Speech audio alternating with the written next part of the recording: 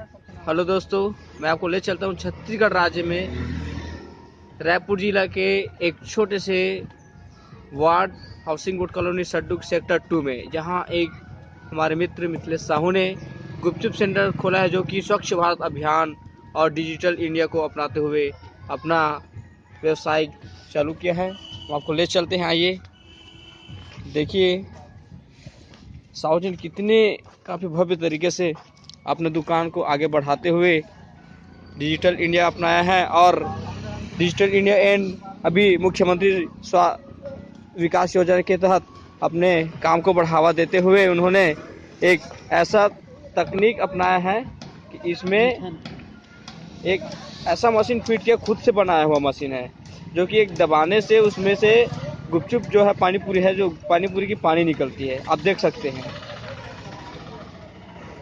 ये है digital India. Modi ji के सपनों को मिथिलेश साहू जी ने काफ़ी भव्य तरीके से अपनाया है। आप अगर हमारे साहू जी की गुपचुप अगर ऑनलाइन खाना चाहें तो आप इस नंबर पर विजिट कर सकते हैं। आप साहू जी की अगर पानी पूरी, आप भेल है, दही गुपचुप अगर ऑनलाइन मंगाना चाहें तो आप इस नंबर पर कॉल कर सकते हैं 9111195122। और अगर आप